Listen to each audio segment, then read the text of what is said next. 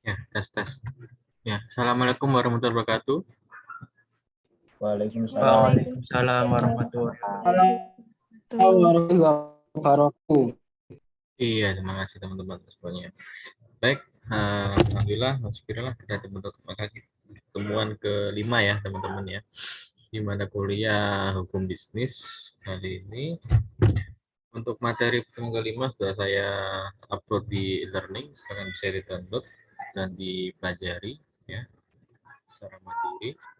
Untuk kali ini lanjutnya untuk presentasi tugas kelompok ya teman-teman ya. Yang kemarin kelompok 1 sama kelompok 2 sudah presentasi ya. Sekarang waktunya kelompok 3 sama kelompok 4 ya. Kelompok 3 ini ada Firman Satrio, ada Krisnorik, ada Muhammad Idrus, ada Lailatul Syukriya, sama Dinda Rizky. Sudah hadir semua di ruang Zoom ini? Hadir, Pak. Oke. Mau share screen sendiri atau saya bantu, Mas?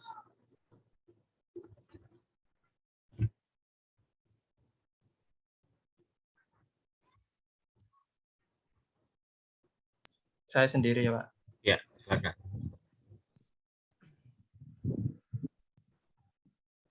Nah, kompak ya, kelompoknya on cam semua ya.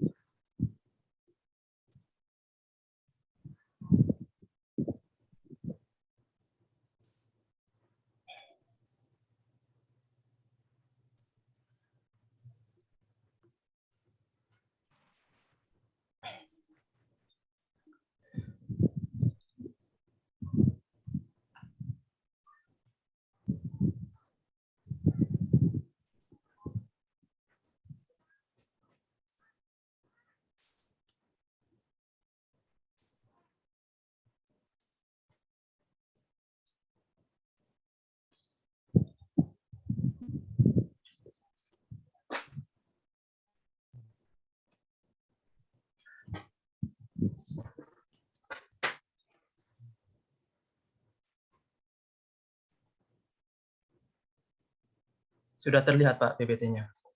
Sudah, cuman belum full screen ya. Udah lihat itu, Mas.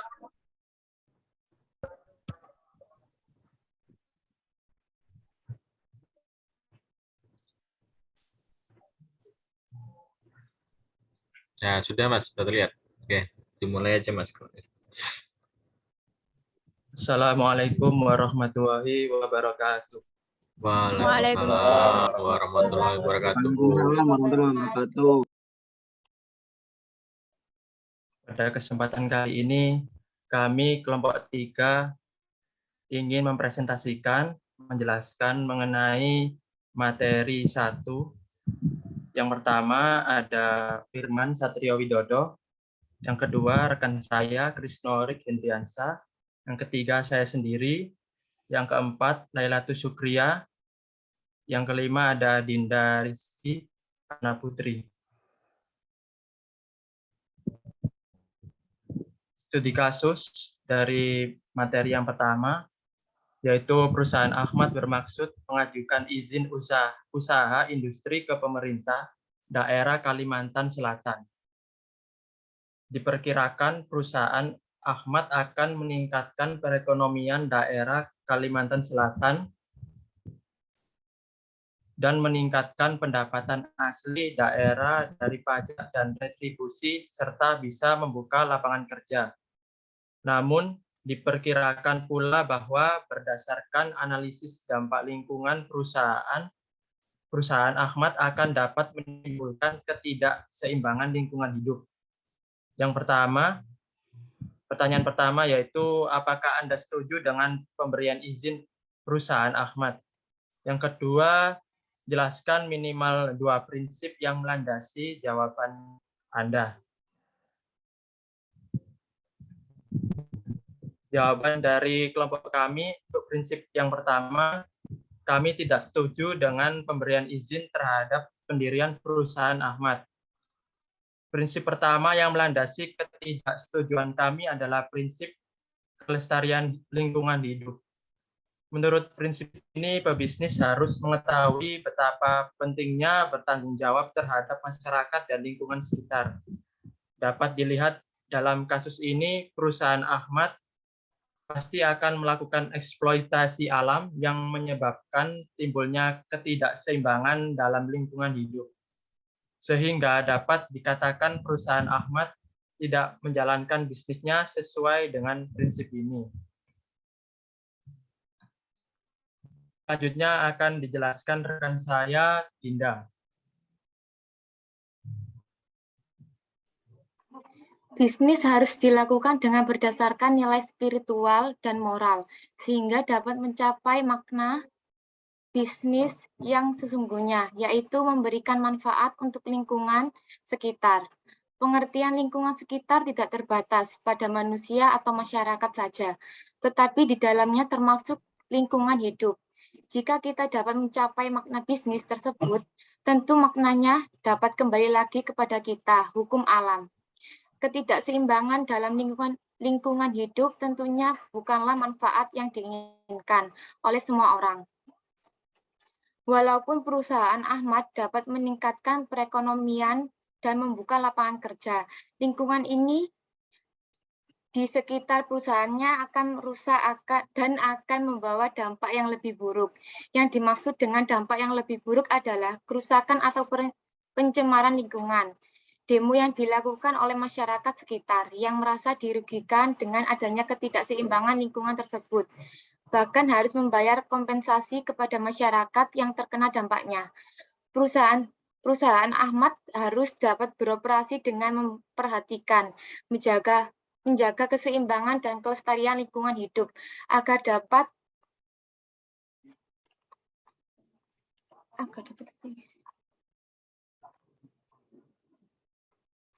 selanjutnya akan dijelaskan oleh teman saya, Laila.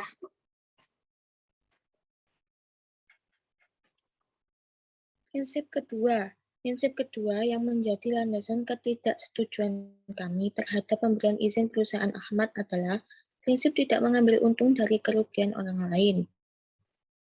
Prinsip ini mengatakan bahwa setiap transaksi bisnis yang benar harus membawa keuntungan bagi pihak yang terlibat dalam transaksi. Tentunya dalam kasus perusahaan Ahmad ini, pihak yang diuntungkan hanyalah perusahaan Ahmad dan pemerintah daerah Kalimantan Selatan. Itu pun jika perusahaan Ahmad benar-benar taat membayar pajak dan retribusi, masyarakat dan lingkungan hidup di sekitar perusahaan Ahmad akan merasakan kerugian dari pendirian perusahaan Ahmad atau ketidakseimbangan lingkungan hidup. Selanjutnya akan dilanjutkan oleh Firman teman saya.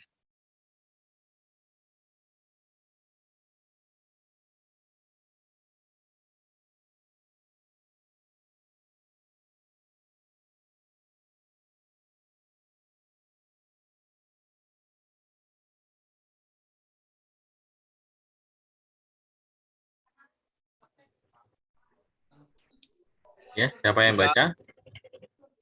Saya, Pak. Jika perusahaan Ahmad diizinkan berdiri, maka tindakan tersebut akan termasuk dalam salah satu contoh transaksi bisnis yang mengambil untung dari kerugian pihak lain atau masyarakat dan lingkungan hidup, yakni kontrak bisnis dengan disparitas profit yang terlalu tinggi bagi salah satu pihak, yaitu perusahaan Ahmad. Bisnis yang dilakukan hanya dengan berorientasi kepada keuntungan akan menghasilkan pebisnis yang sekedar berbisnis hanya untuk memuaskan nafsu atau ambisi. Dan bisa saja rela mengorbankan segalanya untuk meraih apapun yang diinginkan demi mencapai tujuan perusahaannya didirikan. Sehingga dapat memicu pelanggaran hukum dan etika bisnis. Perusahaan Ahmad harus bisa dibangun dengan berlandaskan pada prinsip-prinsip yang benar, seperti memperhatikan tanggung jawab sosial atau CSR perusahaan, termasuk kedua prinsip yang telah dibahas tersebut, agar bisa menghasilkan bisnis yang bermakna bagi lingkungan sekitarnya dan juga tidak terjadi adanya pelanggaran hukum.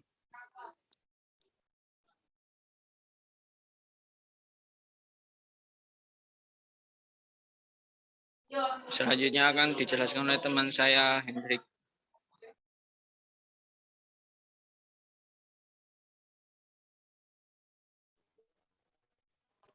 tanggung jawab sosial perusahaan. Contoh, perusahaan melakukan CSR dengan mengacu pada kebijakan yang memprioritaskan 4 bidang, yaitu pendidikan, kesehatan, ekonomi, dan lingkungan.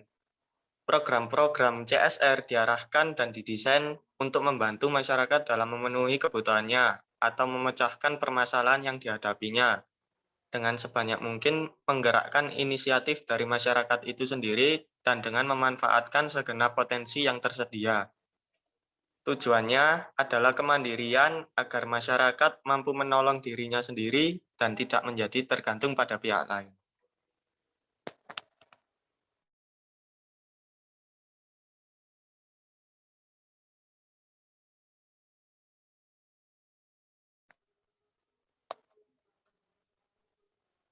Sekian presentasi Sekian. dari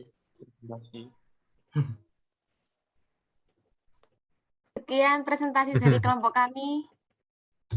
Wassalamualaikum warahmatullahi wabarakatuh. Waalaikumsalam.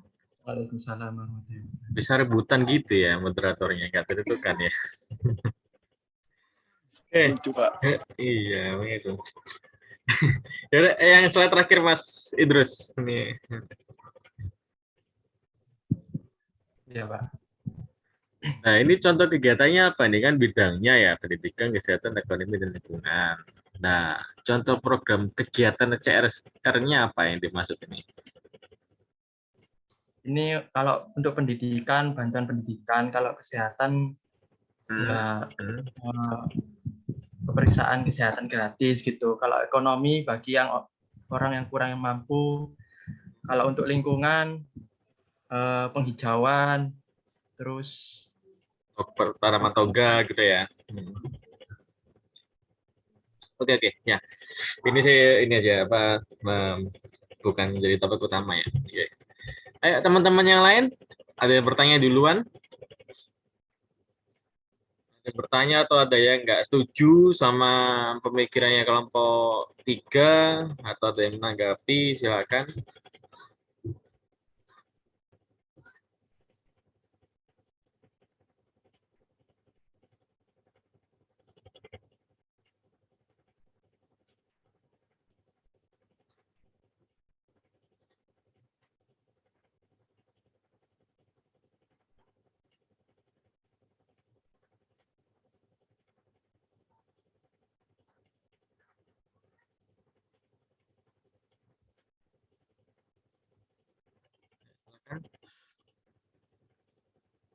Mbak Eka Risma mungkin atau Mas Zulkifli.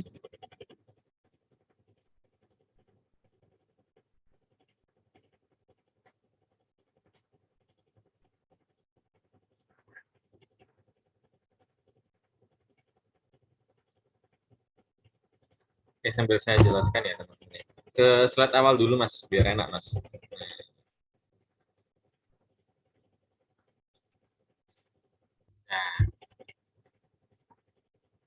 Nah ini stop. Tentang perusahaan Ahmad ya, kita harus bisa meneliti ya dari soalnya itu secara hati-hati juga. Nah ini kan masih tulisnya diperkirakan ya akan meningkatkan perekonomian daerah dan belum terbukti nantinya. Nah, di sisi lain diperkirakan bahwa mengenai AMDAL, ya, analisis mengenai dampak lingkungan dari perusahaan itu akan menimbulkan ketidakseimbangan lingkungan hidup, yang artinya contohnya seperti pembuangan limbah dan sebagainya. Nah, dari pihak pemerintah khususnya itu seharusnya bisa meneliti dulu. Jadi seberapa burukkah ketidakseimbangan itu yang ditimbulkan oleh perusahaan Ahmad. Nah, misalkan dari pembuangan limbah.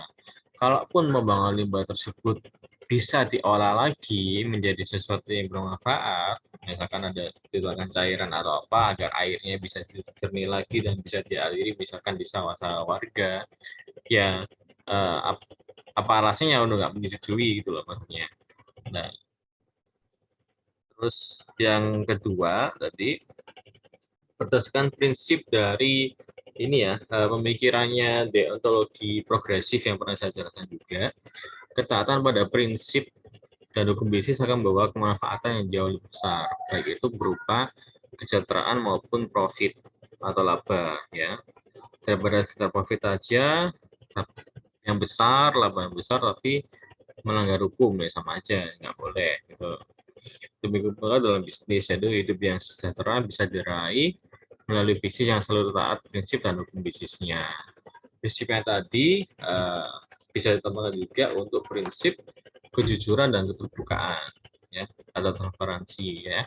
Perusahaan amat ini harus jujur dan terbuka dalam khususnya dalam perencanaan bisnis, ya, dalam studi kelayakan bisnisnya yang akan mendirikan perusahaan baru di situ, ya. Ya, prinsip ini penting untuk membangun kepercayaan, ya, kepercayaan terhadap masyarakat maupun citra bisnis itu. Ya, kejujuran itu pula yang digambarkan, ya, di lingkungan nantinya di lingkungan eksternal perusahaan seperti kalian sebutkan tadi di seperti CSR, ya. CSR bisa dilakukan, nggak harus dilakukan maksudnya di awal, ya. Perusahaan itu sedang beroperasi pun waktu selama beberapa periode bisa dilakukan, gitu. Karena terkait modal perusahaan juga, karena belum dapat profit tapi udah melakukan CSR, ya. Bisa aja kalau perusahaan besar bisa ditopang dari permodalannya, ya, gitu. Yang utama tadi prinsip yang melandasi yaitu tentang kelestarian lingkungan hidup, ya. Kelestarian hidup itu yang penting tadi, karena seberapa jauh kita bisnis tersebut bisa menguasai untuk bermanfaatan terhadap alam, ya. Prinsip ini penting demi masa depan, ya, bumi dan generasi berikutnya. Itu wujud tanggung jawab juga kepada Allah Subhanahu wa taala, ya. Ya.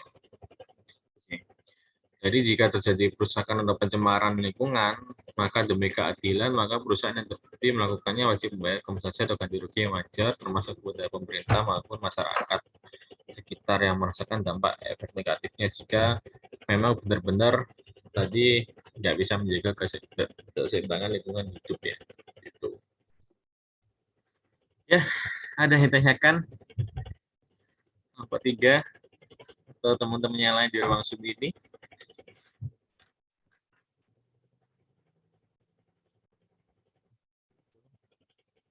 Oh iya teman-teman, ini kan diakhiri dulu aja Mas kalau nggak ditanyakan Mas.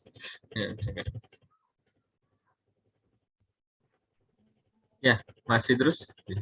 Diakhiri dulu presentasinya.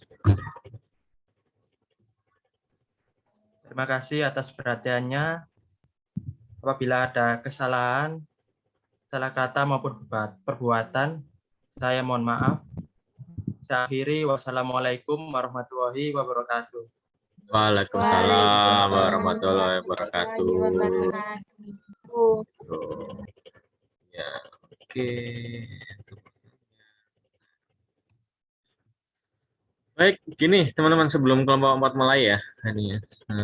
Ini kan tugas kelompok, ya teman-teman, ya. Ya. Jadi nanti pemberian nilai itu akan fair juga, ya, karena itu juga. Jadi satu kelompok 5 orang, ya, ini insya Allah sama, ya, untuk pemberian nilainya.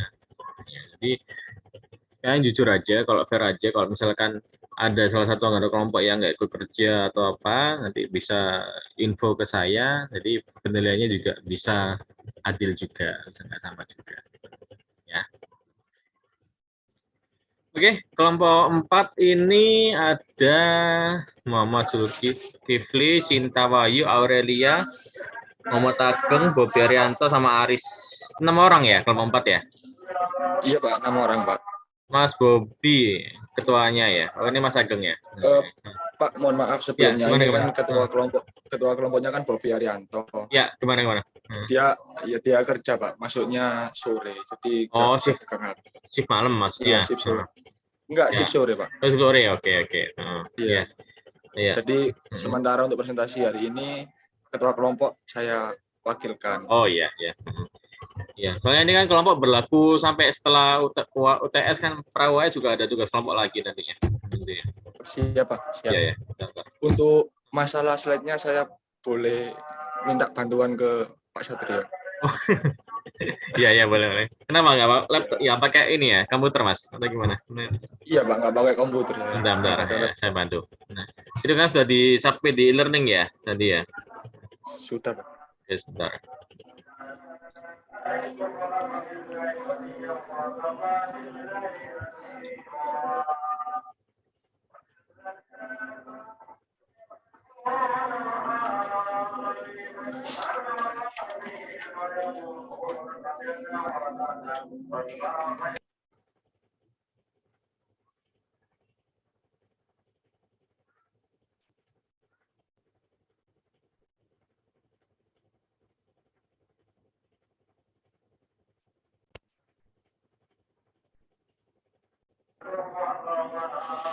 Sudah terlihat? Sudah Pak. Oke, oke, dimulai, Mas. Siap, terima kasih. Assalamualaikum warahmatullahi wabarakatuh. Waalaikumsalam. Waalaikumsalam warahmatullahi. Sebelumnya mohon maaf, saya wakil dari Ketua Kelompok Bobi Arianto karena Bobi Arianto sedang kerja shift sore, tidak bisa hadir. Langsung saja, saya dari kelompok 4, ada 6 anggota. 1, Muhammad Zulfikri, Sinta Wayu Arsita, Aurelia Hawa, Aris Prasetya, saya sendiri Muhammad Agung Prayugo, dan Bobi Arianto yang sedang izin bekerja.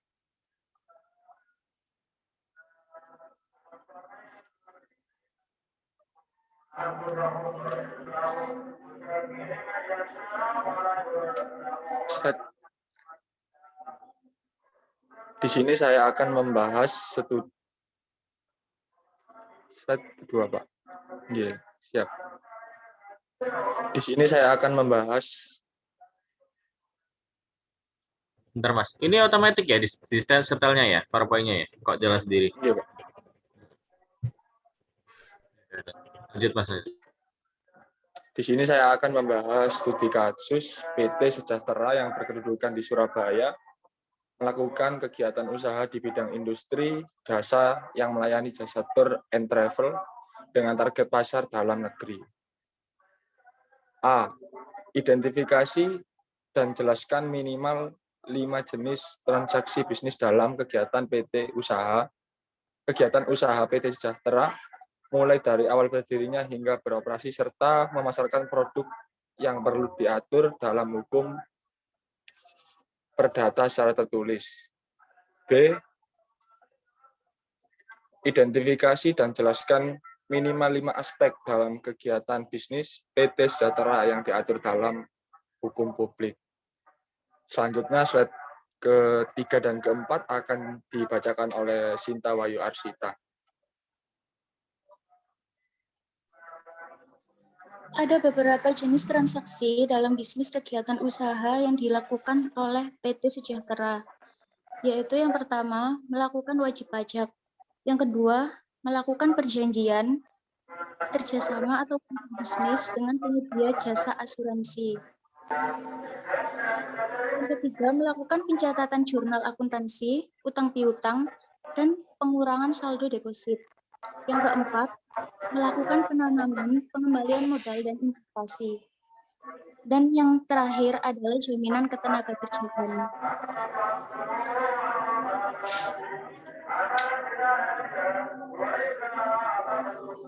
Wajib pajak dan pembukuan akuntansi. Sesuai dengan pasal 28 Undang-Undang Nomor 28 Tahun 2007 tentang UU KUP yang dinyatakan sebagai berikut, yaitu yang pertama, wajib pajak orang pribadi yang melakukan kegiatan usaha atau pekerjaan bebas dan wajib pajak badan di Indonesia wajib menyelenggarakan pembukuan.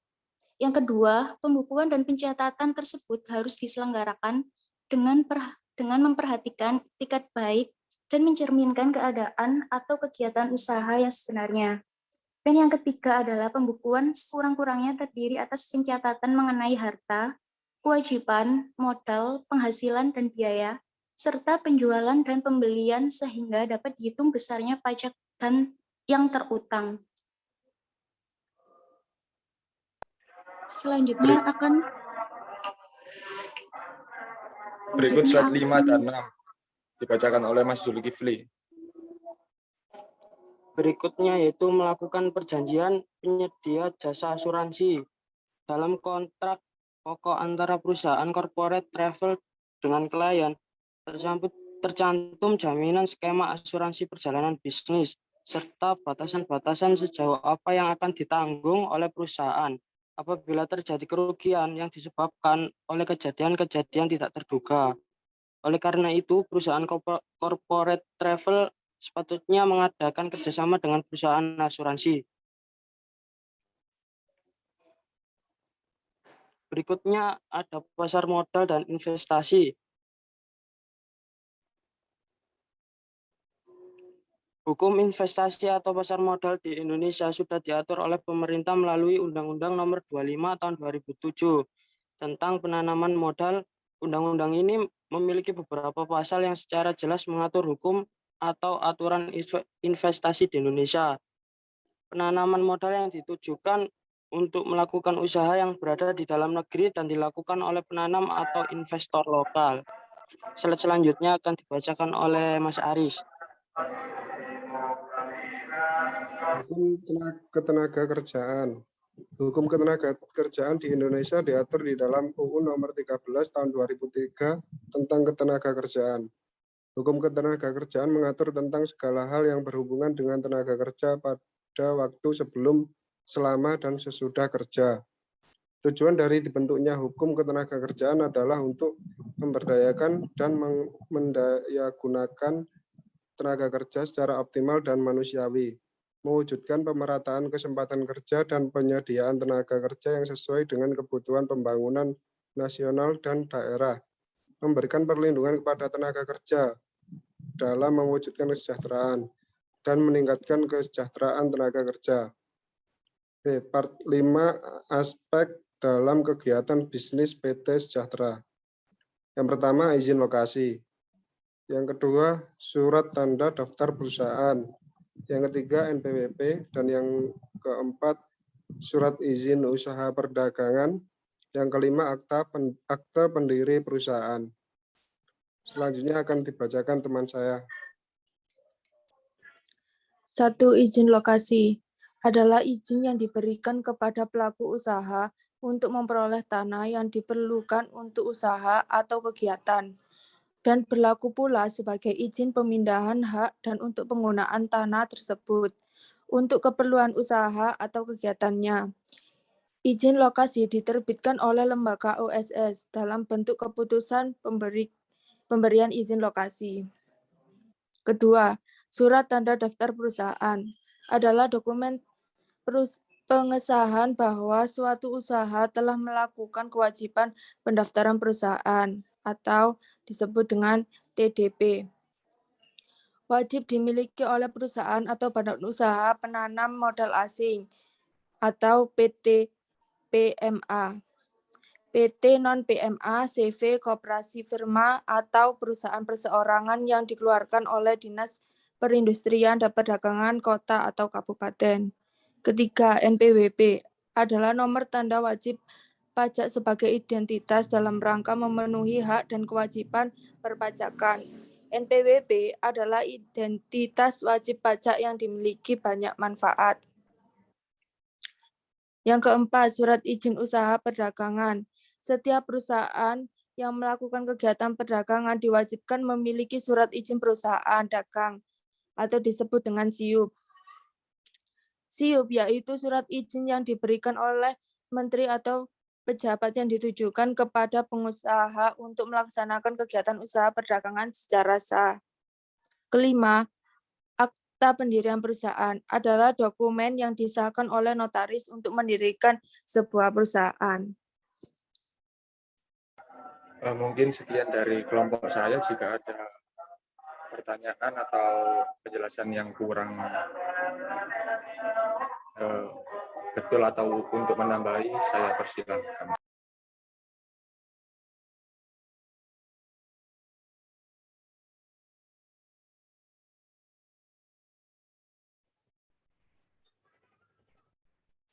Ya, silakan kalau ada teman-teman.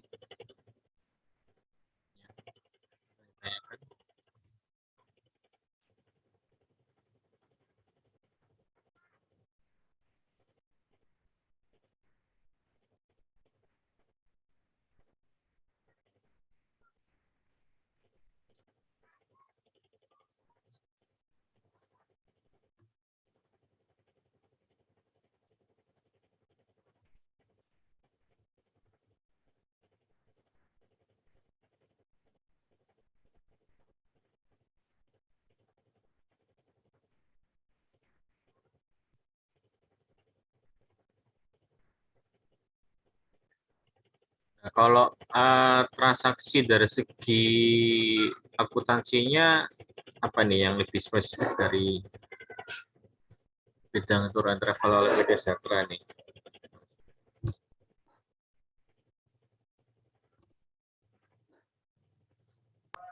Mohon maaf Pak, bisa diulang suaranya putus-putus soalnya Pak.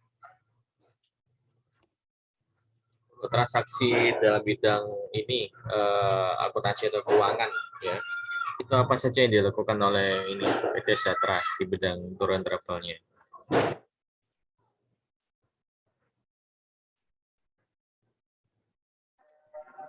Mungkin penanaman modal, pengembalian modal dan investasi yang lebih itunya. Ya, lebih spesifiknya mungkin dari hal transaksi pembelian ya, pembelian produk jasanya, terus pendapatan, ada pembayaran beban-beban operasional, terus penerimaan piutang ya, sampai dengan penanaman modal tadi yang disebutkan. Jadi kita juga harus tahu juga bagi travel ya, itu sebuah usaha yang fokus pada membantu seorang atau satu pihak dalam hal perjalanan pastinya.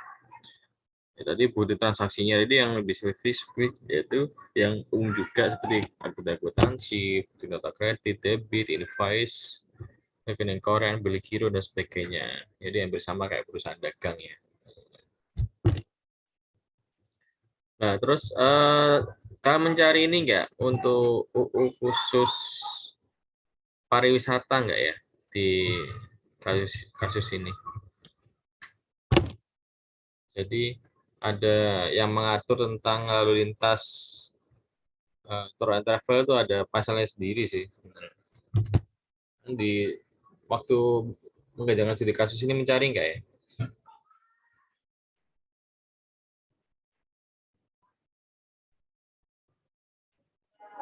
Untuk undang-undang pariwisatanya sendiri belum Pak, masih belum mencari kalau undang-undang pariwisatanya.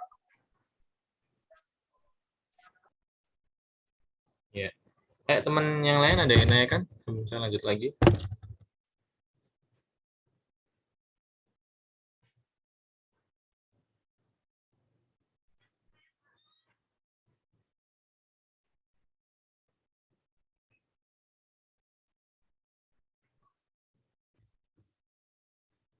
Kalau untuk bukti-bukti ini ya seperti izin, SKIU, PDP itu sudah hampir sama ya dengan perusahaan lainnya ya. Iya Pak.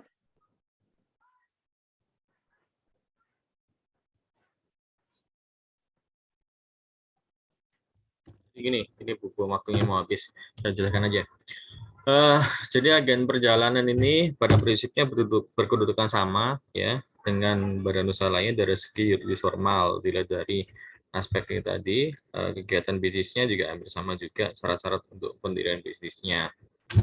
Terus setelah itu, adapun jasa perusahaan agen perjalanan ini itu menurut keputusan Menteri Pariwisata dulu ini ya, belum namanya berubah sekarang.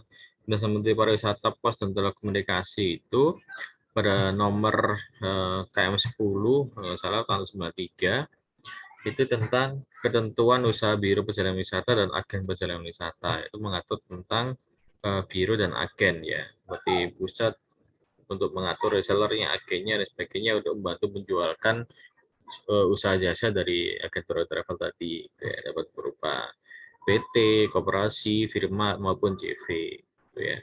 Terus ketentuan hukumnya ya, ketentuan hukumnya terhadap kontrak agensi tadi, agen perjalanan wisata yang berlaku tadi itu pada prinsipnya diatur pada pasal 1320 KUH Perdata ya, yang atau Burgerlich Wetbook ya, KUHP kalau Perdata seperti itu tadi.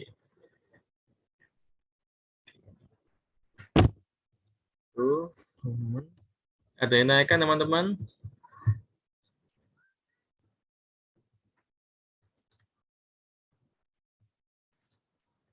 Kelompok 4 ada yang naikkan? Yang kurang jelas. Besok kasusnya masih sederhana ya.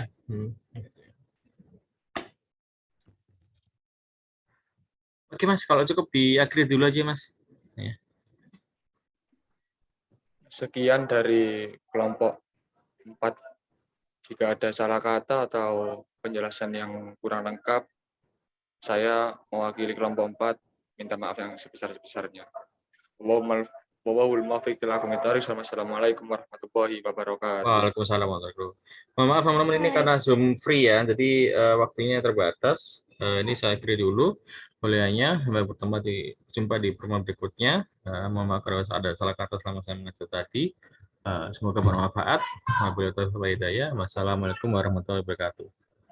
Waalaikumsalam Waalaikumsalam warahmatullahi wabarakatuh. warahmatullahi wabarakatuh.